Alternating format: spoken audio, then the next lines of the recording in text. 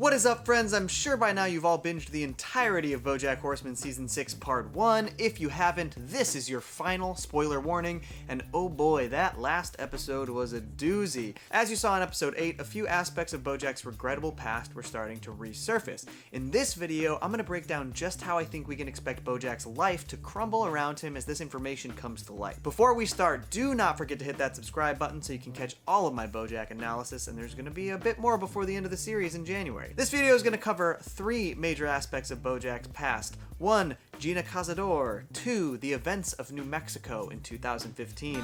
And 3. His entire history with Sara Lynn. And I think there's a lot about these stories people might be forgetting. The final episode of Season 6 Part 1 showed Paige Sinclair and Maximilian Banks were following clues related to Sara Lynn's death. It showed Gina's trauma from the choking incident on the set of Filbert was bubbling up significantly on her new film. And Hollyhock was moments away from learning about BoJack's time in New Mexico from Pete Repeat. All coming on the heels of BoJack's seemingly successful rehabilitation. Let's break down exactly how we can expect these lit fuses to ignite in the coming half season. First, Gina Cazador. Obviously, the events of the end of Season 5 are horrific. In a drunken and drugged up state, BoJack choked out Gina on the set of Filbert. At Gina's request, she didn't want the information to be made public, even though a set video of the incident had gotten out, so they lied and said it was part of the scene. Unfortunately for Gina, the trauma of the incident is drastically affecting her performances in her new film. This consequently leads to Kelsey Jennings deciding not to cast her in a huge new superhero film, which would have been a career-making opportunity. There are a couple of ways I could see the story continuing.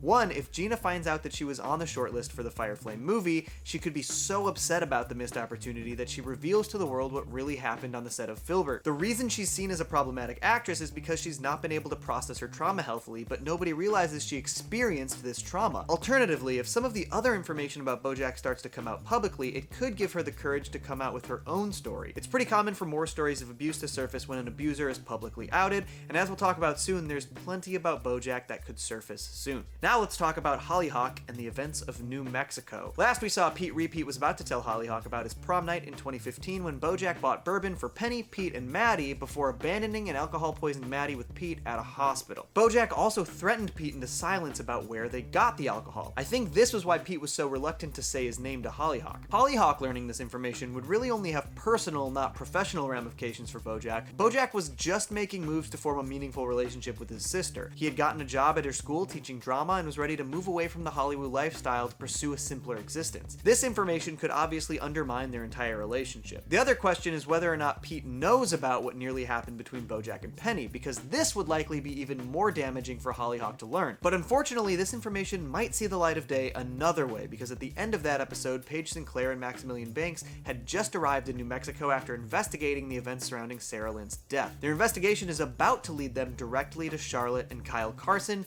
Penny's parents. We'll likely learn a lot about what happened to the Carsons following the events of prom 2015. Did Charlotte tell Kyle about BoJack and Penny nearly hooking up? Did Penny ever tell her mother about BoJack coming to see her at Oberlin the following year? Paige and Maximilian are going in with the only story they've been told. I think he had sex with the girl, or maybe he had sex with the mother. So they're going to inquire about this to the Carsons, and if Kyle doesn't know about Penny and BoJack, this could have a major impact on their family. And if Charlotte didn't know about BoJack going to Oberlin and contacting Penny, she might make good on her final promise to BoJack. And if you ever try to contact me or my family again, I will fucking kill you. BoJack also made an anonymous phone call to Kyle in Season 5 and asked some very leading questions about Penny. Kyle could connect the dots once he learns about BoJack and Penny, which would just be an additional point of contact between BoJack and Charlotte's family. Now, I don't actually think Charlotte will kill BoJack literally, but I could see this leading to her going public with everything surrounding BoJack, and if they decide to go public, they'll likely talk to Pete and Maddie about that night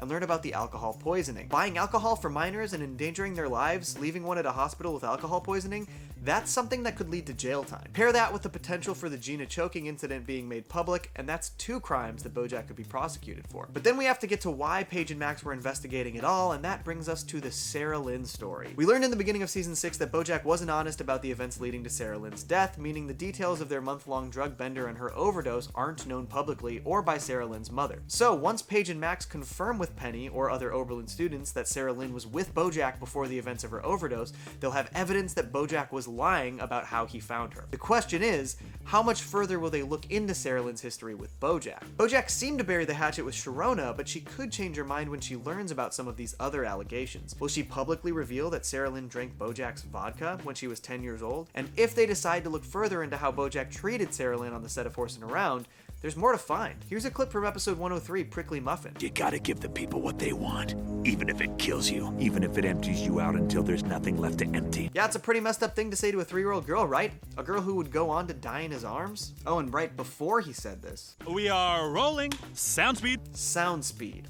This means that audio was recording when he was saying this to Sara Lynn. This looks pretty terrible when thrown on top of the pile of evidence, and that's not even everything. In that same episode, BoJack and Sara Lynn have sex and are caught by paparazzi in the act. Photos of BoJack having sex with his TV daughter exist somewhere in the world as well, and there are two potential ways that these could come into play. One, we know that the photos were given to Vanessa Gecko in episode 107 during a blackmail attempt. It's possible Vanessa still has these photos, or at the very least, those copies still exist somewhere. Now, the second idea is a deep cut, and I might be overthinking it. In episode 102, Todd has an online relationship with what turns out to be an overseas scammer. When we see her office filled with other scammers, one of them is scamming the paparazzi Blue Jay. What if, through scamming this Blue Jay, this person was able to obtain compromising photos of BoJack and Sara Lynn? Ultimately, the fact is that these photos do exist in the world somewhere, and if information about BoJack and Sara Lynn is being widely discussed, it seems very unlikely that this information would stay under wraps. And if all of this comes to light, it will pretty accurately portray BoJack as a toxic presence in Sara Lynn's life. But even with all of these ways for pieces of information and evidence to be exposed, there are still gaps in stories surrounding BoJack, Gina, Sara Lynn, and the events in New Mexico. And that's where I worry that Dr. Champ might come back into play. Through Therapy at Pastiches, it's pretty much flat out said that BoJack has gone over every terrible thing he's ever done in his therapy sessions with Dr. Champ. Now, obviously this falls under doctor-patient confidentiality,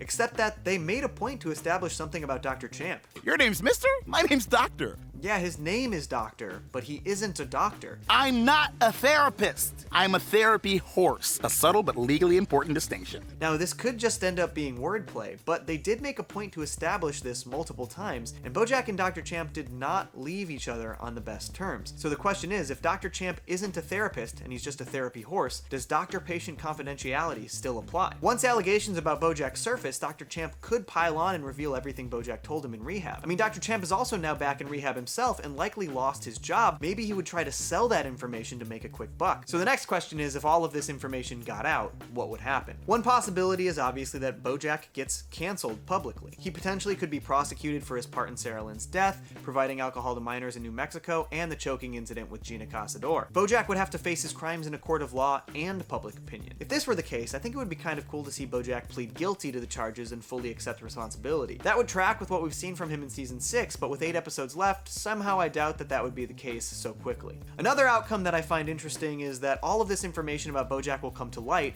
and still somehow the public will not turn on him. That they'll reject the notion of his cancellation and defend his actions. What I would love to see is BoJack take responsibility even with the public on his side. I want to see BoJack grab that get out of jail free card and tear it up, taking full responsibility for his actions, because that would show that he is a changed horse. I think the bigger question in this situation is, how will it affect his personal relationships? Hollyhock in particular. BoJack's primary goal in his life moving forward is to form a relationship with his sister, but if all of this comes to light, will Hollyhock want to be in BoJack's life? I think he would really have to demonstrate that he's rehabilitated to earn her trust back. Another outcome that could be interesting is if we actually did see BoJack go to jail and serve his time. It's hard to say how much time he might serve, but let's pretend it's a 10-year sentence. It would be kind of cool to end the series seeing BoJack serve his time in a montage and then jump forward 10 years to the day he gets out. We could catch up with all of the main characters 10 years later and get a little glimpse of where their lives have been. And we could hopefully see BoJack re-enter society ready for a new start. This is obviously speculation at this point, but there are a ton of possibilities for these final 8 episodes, and that's where I want to pass it off to you. What do you think will come from the investigation into BoJack's past? Will his sins come back to haunt him? Let me know below in the comments, and if you like this video, do not forget to comment, like, subscribe, and stay tuned for more BoJack analysis. We're just 3 months away from that final 8 episode run. Peace. Johnny! Two Cellos!